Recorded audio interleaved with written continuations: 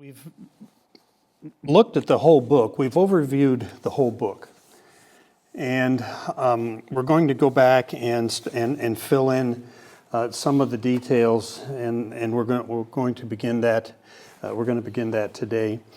We've explained the main thesis of the book, and that has to do with Solomon's frustration over his inability to really figure out the providential workings of God.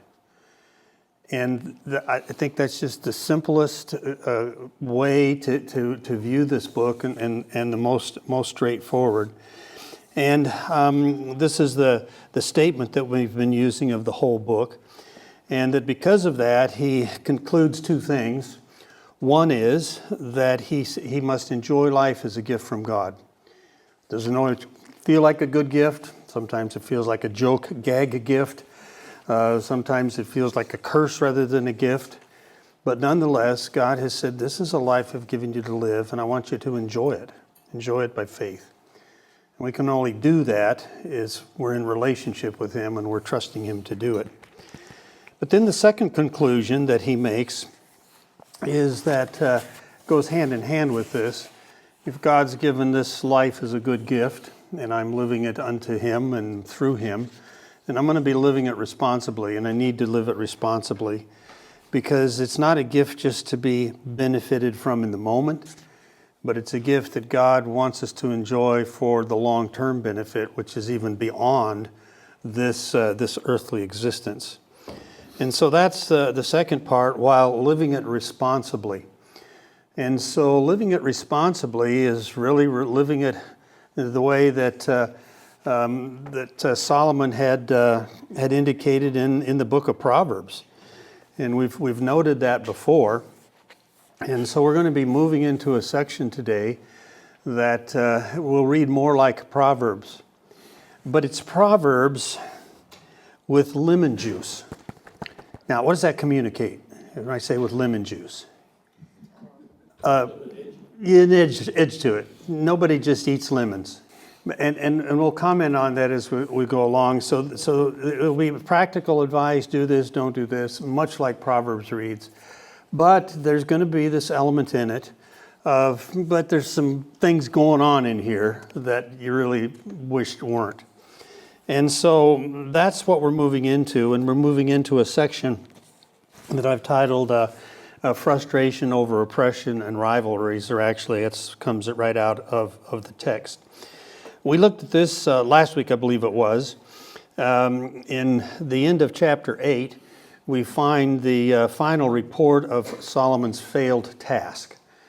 And numerous times he said, I'm doing this, and I'm frustrated over it.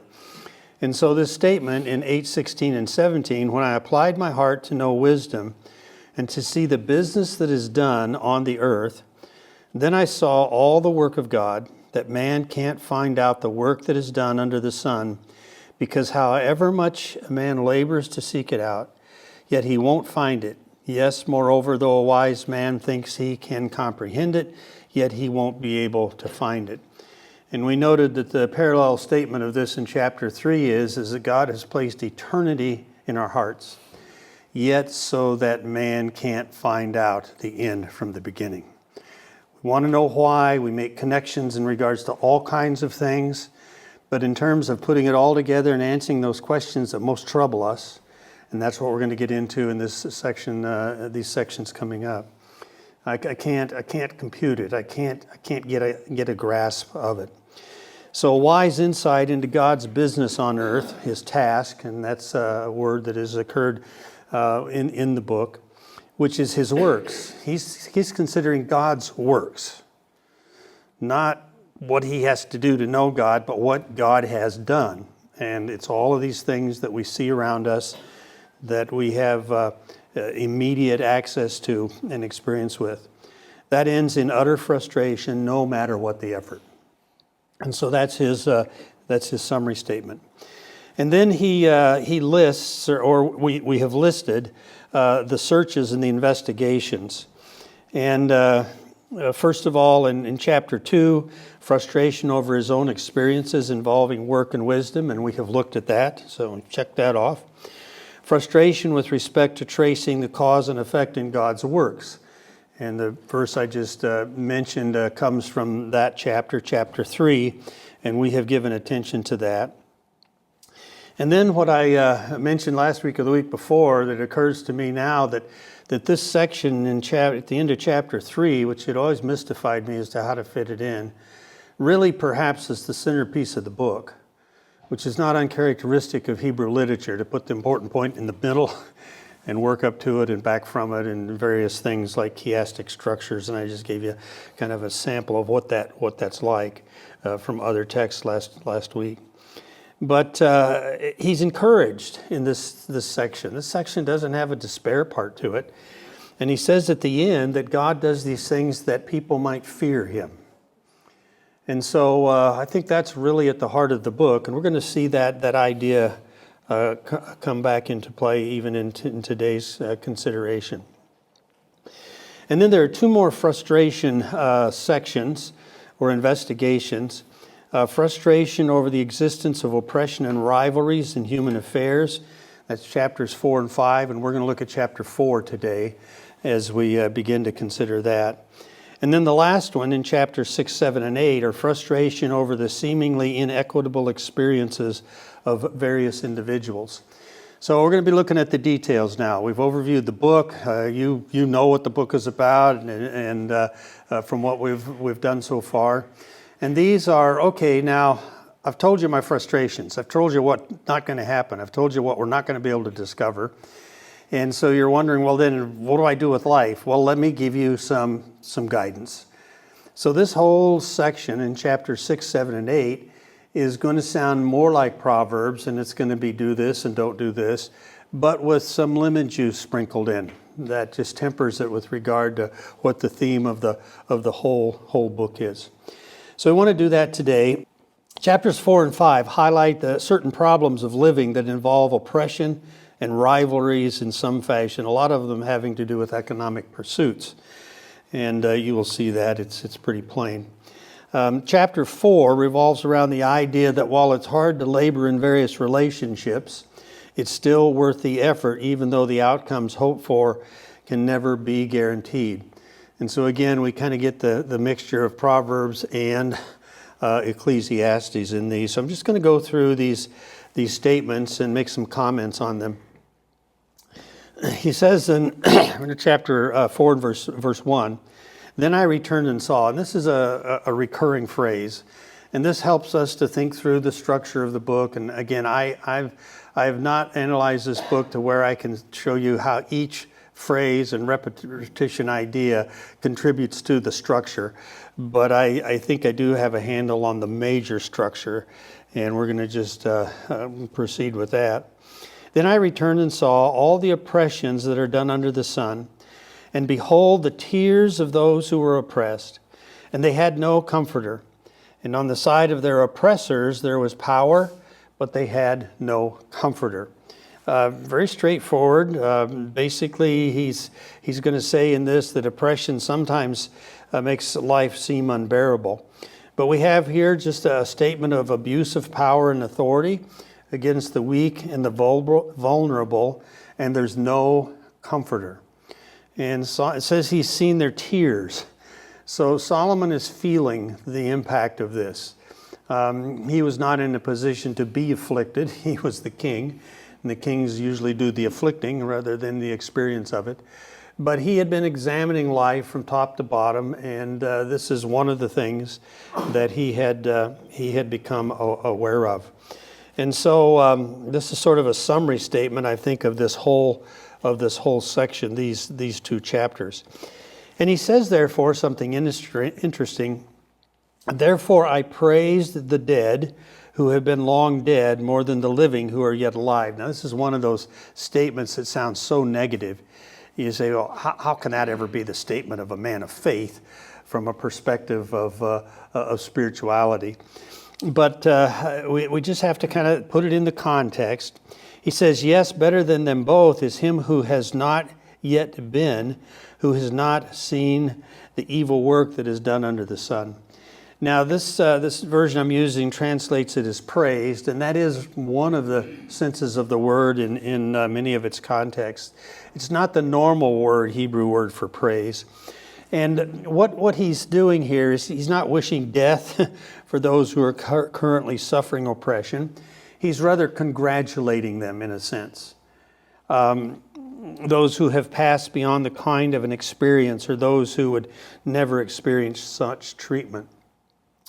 If you watch news at all, if you read anything about news, you can't escape the epidemic problem that we have in this country and worldwide with regard to human trafficking. And it's awful. Children, women, people of all nationalities, ages, being just bought and sold like goods to be used and abused, misused. And it's horrible. And some people are involved in it from a very, very young age. And their life has not much pleasure to it. I mean, it's just torment. It's awful. And you just wonder what's the future.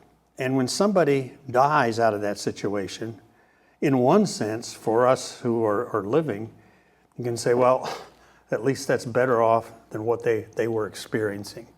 So we're not talking about eternal realities, we're just talking about the experience. And so Solomon is imagining that kind of a situation and those kinds of situations. So he's not wishing ill on anyone, and certainly there's not in here anything to do with contemplations of suicide or wishing to be dead. He's just saying, oppression can be so bad that for those experiencing death is it's a positive alternative because it at least ends the suffering. So that's how he starts this whole section. Rather stark, rather kind of takes you, makes you pause. But he's dealing with what he's seen in this world he's examining, and he's wanted to know if he could figure out why God allows this kind of thing in this case and not in this case. He can't answer it. So he's going to talk about how we can at least respond to the fact of what God allows to happen. So then he goes on in the next section, verses 4 to 6. Then I saw all the labor and achievement that is the envy of a man's neighbor. This also is vaporous and striving for wind. Now you notice I've got the words kind of highlighted here, labor and achievement. And it's skillful toil and the resulting achievements. We've run into these. And so Solomon is using these words in this passage like we have encountered them earlier. And so what this whole context is in these few verses is rivalry in our work is tempered by working for what we need rather than for the purpose of trying to impress others. Now, some translations translate this word envy, and some translate it as rivalry. Does envy and rivalry produce or result from labor and achievement? The answer is yes. Okay, right. In other words, everything we do, we're doing next to somebody else is doing, and there's comparisons that are made, and there's always the temptation to say, I wish I could do that, or I wish I could do that like he does that, or, look at me, I'm better than that guy who's doing that. It's just kind of a human foible, isn't it? That we naturally compare. We naturally compare ourselves with others, and others compare themselves with us and others. And that doesn't have to be detrimental, but it often is, isn't it? Because it tends to make us want to work for the wrong reasons, or to look at the outcomes and evaluate them the wrong value scale, okay? Well, that didn't turn out. That must have been a waste. Wait a minute. Ask God what he thinks about that, because you don't know what all he did with that labor. You see one part of it because your perspective is limited to what happens under the sun. But you have no idea how God may be incorporating that into his overall plan. And I'm sure all of us have had the occasion in this room for God to have shown us something that came from an effort that we were unaware of, surprised us, maybe shocked us. Well, that's just a little glimpse of the fact that everything that happens within his divine schemes. So this whole issue of rivalry and envy, it's a very real issue in terms of our human experience, in terms of how we live in relationship to other people. Now he goes on and makes some comments about various perspectives, approaches to labor. The fool folds his hands together and ruins himself. Better is a handful with quietness than 2 handfuls with labor and chasing after the wind. Now what he does here is he lays out 3 approaches to labor. 3 reasons why people work, why people do things, why people accomplish. And these 3 probably cover all the reasons, though there's probably overlapping reasons. The first is, one way we labor or don't labor is just an impoverishing complacency. The fool folds his hands together and ruins himself. You remember some proverbs like that? A fool puts his hand in the dish and doesn't draw it back, or something like that. There are proverbial statements to this effect, that a foolish way to live is not to sow when you should sow, so that you can reap when you reap. And so he basically is just giving some advice, some imagery with regard to work. We're to be responsible in our work, and Proverbs really goes to business on that with regard to all that we see. So there's this impoverished complacency. And I suppose that when you get to the whole thing of the rivalry and so forth, a person can say, I'm always getting compared for all this, and I'm never stacking up. I never do, I can never do it well enough. I can't do it right. I can't do it so that anybody really values it. Some reason I don't do anything. Do people think that way? Sure we do. Sure we do. And we see that in children who just never complimented or never succeed. And so that is one of the responses to this whole rivalry and envy with regard to working, is just an impoverishing complacency. On the other hand, at the other end of the scale, and this occurs in the last phrase here, 2 handfuls of labor and chasing after the wind. Just hollow overachievement.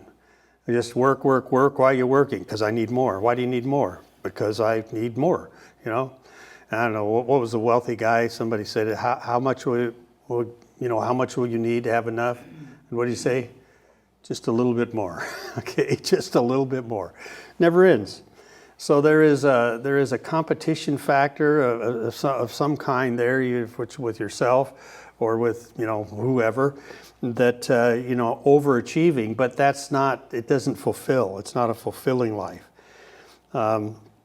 So 2 handfuls of labor chasing after the wind, I think, is a poetic way of saying that. And then there's the one in the middle, better a handful with quietness. That's the contented laborer, okay? The one who works for the right reason, who isn't driven to work for the wrong reasons, who could earn more but doesn't need more. And what he values better is a life of calm, a life of quiet, a life of peace. And again, very practical advice. We've all told ourselves that at times and so forth. So Solomon is just kind of laying out, when it comes to work, you run across all of these different kinds of perspectives on it. And here's, the better thing. And remember, better is the word good.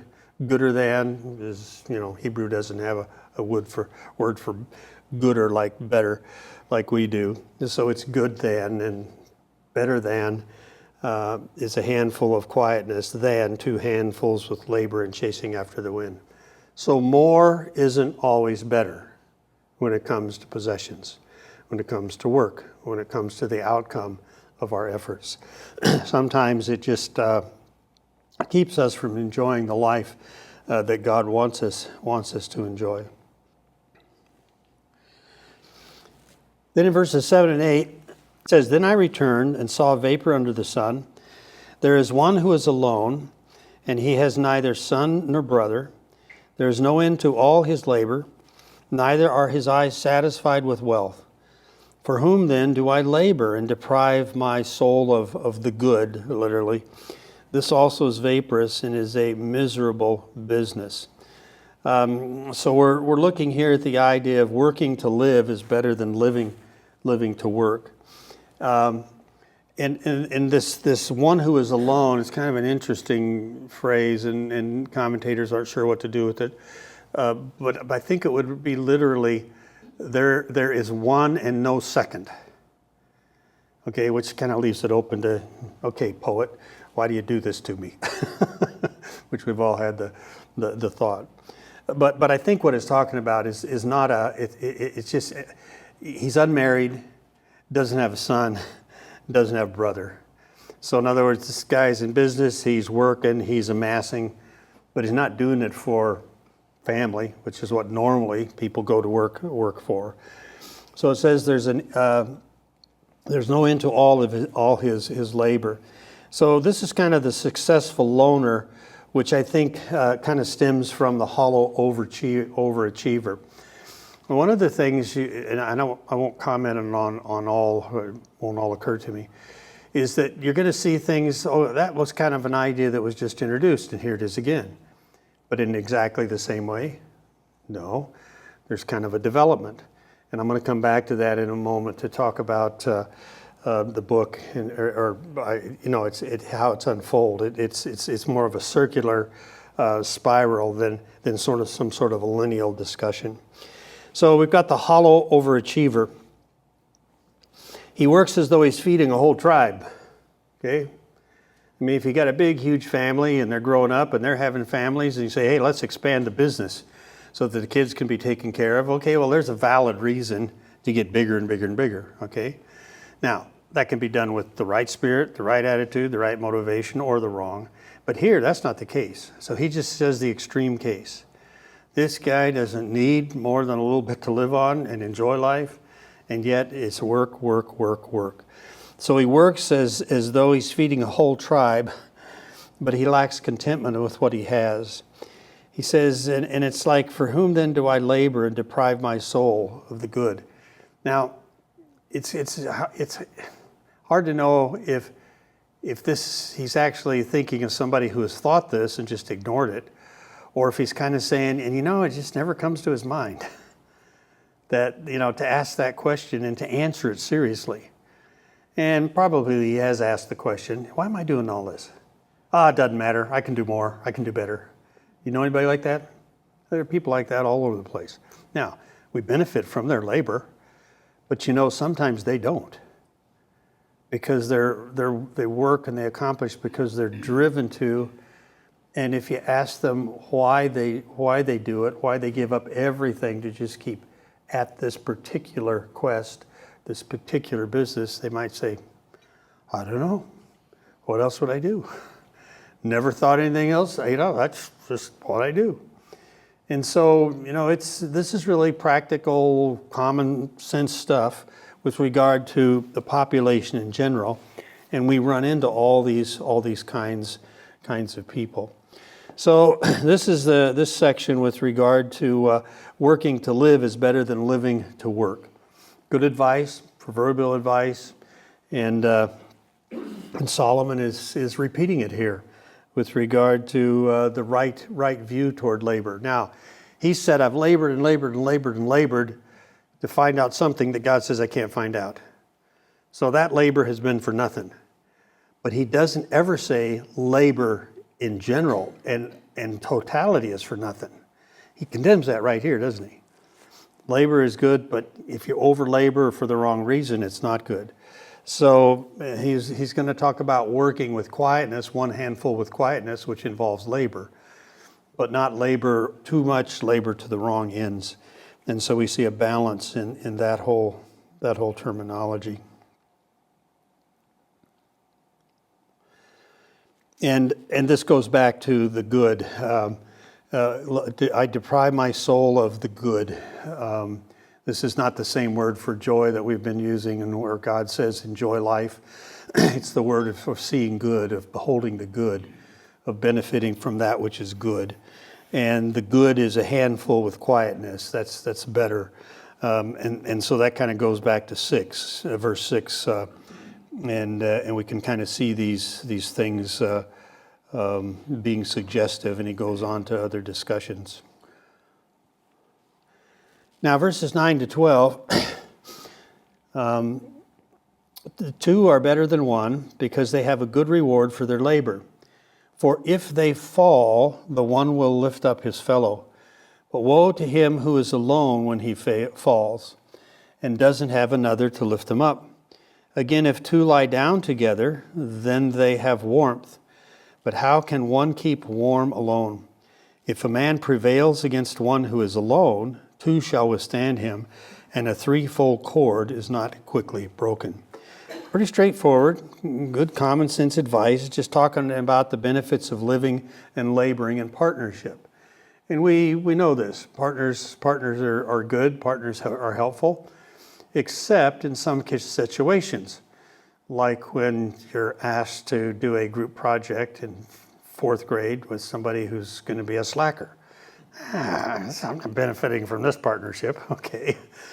So, some businesses fall apart because the partners can't get along. Others thrive specifically because of the partnership. So he's just talking here in some generalities, the benefits of living and laboring in partnership. Two are better than one. That's the main introduction to this paragraph. And first of all, there can be a debilitating misfortune. So that's one of the situations where you got somebody around who you're in association with who can pick you up. For if they fall, the one will lift up his brother. Woe to him who is alone when he falls and doesn't have another to lift him up. I mean, just this morning already, we've heard about people who are helping others in crisis situations. Our brother who's gone to minister to a family who just lost their husband, their father. That's the benefit of being there, to help lift people up from situations that otherwise, if they had to handle it completely alone, could be debilitating. So just debilitating misfortunes, nothing the person's responsible for, just happens. Things happen. And the benefit of having someone to help. The second kind of difficulty, just normal needs. If two lie down together, then they have warmth. But how can one keep warm alone? Okay, well, common advice, There's just, and again, this isn't only talking about, when on a cold night and you can't keep warm by yourself, so you snuggle up next to your wife or your husband and, say, give me my blanket, or give me your blanket, or let's share our blankets, or whatever. It's really a metaphor that's talking about all the kinds of things in life where there's just needs. And two can do better than two singles. Two together can meet the need and share in it. So just normal needs is what it's talking about here. And then the third kind are dangerous threats. It says, if a man prevails against one who is alone, two shall withstand him. So sometimes it's just strength in numbers. I mean, this is the whole principle of armies and wars and, nations and so forth. Protect yourself. And so there's just, again, numerous situations where there are threats, and just the physical presence of more than one person helps to allay that threat, that danger, whatever it may be. And then he adds, just to let you know, this just isn't talking about partnerships of two. A threefold cord is not quickly broken.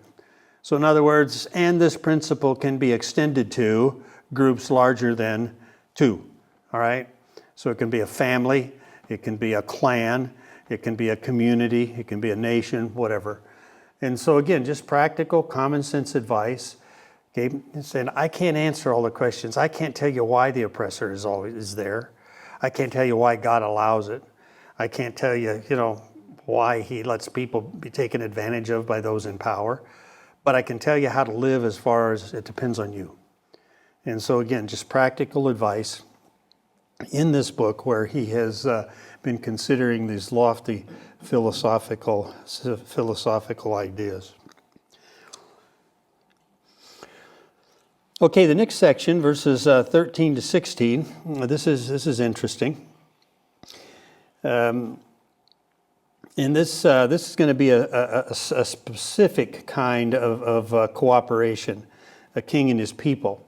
And this will trace through a little bit in the book later on.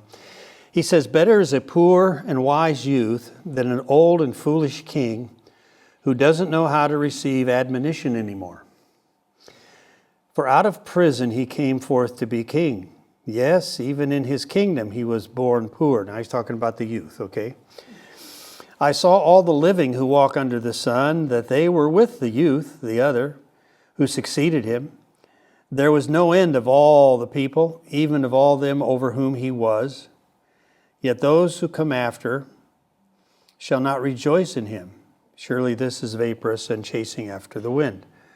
So we've got an interesting scenario here. You got this old king who is not wise. He won't receive admonition anymore. And then you've got a young man who was born poor, who was in prison. And somehow he comes out of prison and actually ascends to the throne. Okay? It's a fairy tale. You didn't know there were fairy tales in the Bible, did you? There it is. There it is. And he lived happily ever after. Nope. What's it say? All kinds of support. Everybody's behind him. Man, this guy's going to be better than the king we just got rid of, whether to death or whatever.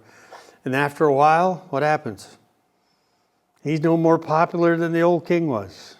Isn't that interesting? Isn't that the way it goes? The last guy who had the job. Yeah, the last guy who had the job. He's responsible for everything for the last 2 millennia. Yep. So a wise, poor, disadvantaged youth replaces an old, foolish king. The replacement king is rejoiced over, but it's short-lived. All right? Short-lived. Now, this is really interesting. Now, this type of thing you don't find so much in Proverbs. This is more kind of an extended analogy or allegory or whatever, if you want to say that. But that gives us to the end of chapter 4, and it leads into another extended portion, the end of chapter 5. And we're not going to go into chapter 5, but I am going to give you a little project to do, okay? Let's just read. Here's how chapter 5 starts, or first 7 verses. "Guard your steps when you go to God's house, for to draw near to listen is better than to give the sacrifice of fools, for they don't know that they do evil." What a shift here. I mean, we're just talking about these little scenarios that can happen anywhere, these little aphorisms, these proverbial type statements, a little bit more of a development with the king, and all of a sudden we're talking about going into God's house, going to worship. Verse 2, "Don't be rash with your mouth, and don't let your heart be hasty to utter anything before God. For God is in heaven and you're on earth. Therefore let your words be few, for as a dream comes with a multitude of cares, so a fool's speech with a multitude of words." When you vow a vow to God, don't defer to pay it, for he has no pleasure in fools. Pay that which you vow. It is better that you should not vow than that you should vow and not pay. Don't allow your mouth to lead you into sin. Don't protest before the messenger that this was a mistake. Why should God be angry at your voice and destroy the work of your hands? For in the multitude of dreams there are vanities or vaporousness, as well as in many words, but you must fear God. Oh, where have we seen that before? Oh, back in chapter 3. Here it is again. There may be some relation. Now, if I could get somebody to hand out some sheets for me, I want to give you an assignment. What I've done on this sheet that's being handed out is I've laid out the chapters 4 and 5. I've put it in its sections. I've drawn some arrows just so you follow through. And what I'm going to do is just chat for a few minutes, and then I'm going to leave this with you to meditate on during the coming week, if you so desire. You know, it's not a mission impossible, but you do get the the joy of not doing it or doing it. And basically, and on the back, there's just kind of some instructions. The main objective is to determine what this passage 5:1-7 is communicating, and then what part it's playing in this section. Now, this section is chapters 4 and 5. Okay, and this is one of the frustrating sections because it's bracketed by a refrain in 3:22, and then at the end of chapter 5, verses 18-20.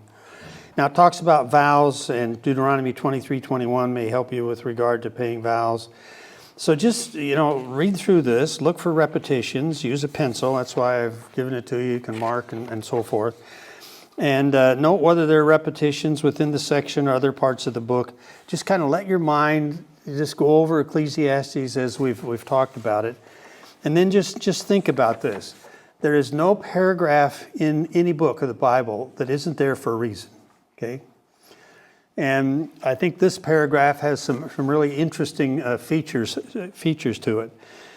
For instance, we've already noted that the fear of God is a previous concept that has come up in an important way earlier on in the book.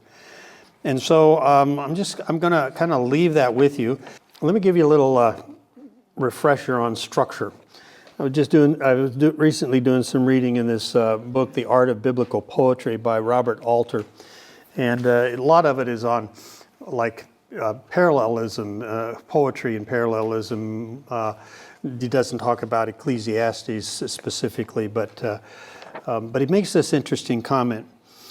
He says, literature, let me suggest, from the simplest folk tale to the most sophisticated poetry and fiction and drama, thrives on parallelisms, statements that are put next to each other that basically repeat each other, but not exactly. Both stylistic and structural on small scale and large, and could not give us its creation's satisfying shape without it. So he's talking about parallelism. He's talking about words that are used in sort of synonymously, but not completely synonymously. He goes on to say, and you'll ask me if I've done something in this sentence, but I've reread it 6 times, and this is the way he says it. But it's equally important to recognize that literary expression abhors complete parallelism, just as language resists true synonymity, usage always introducing small wedges of difference between closely akin terms. Now, you'll have to ponder that for a while. But basically what he's saying is, there are repetitions throughout Scripture, especially in poetry sections, and it's in narrative sections too, that you see the relationship, but then if you ponder it more, you see, and there may be an advance here too, okay? But that's what he's, what I mention that is because kind of what I want you to do is look for connections between all of these boxes. Okay, look for connections. Look for things that are the same but not quite exactly parallel, things that are different, and flow. And again, you have to do some reading. So I've encouraged us to be readers of Scripture in big chunks, overviews. And so I'm going to give you opportunity to practice that, all right? Okay. And then we will start off next week with actually looking at this passage in detail. We'll let you share some of your insights, and then just see how we kind of put it together. But that's where we're headed now, is to kind of look at okay, what is some practical advice, Solomon, on how to live life responsibly, how to live it so that I really do see the good, how to live it so I don't rob myself of the full apprehension of this wonderful gift that you have given, this gift of life. So frustrated in his exhaustive efforts to understand God's providential design as it impacts our earthly experience, Kohelet concludes that one must still enjoy life as a gift from God, all the while living it responsibly by trusting in the one to whom he must ultimately give an account. And just to help underscore how that works, I'll give you some Proverbs, even though they're with a bit of lemon juice. So that's where we are in this section in chapters 4 through 8.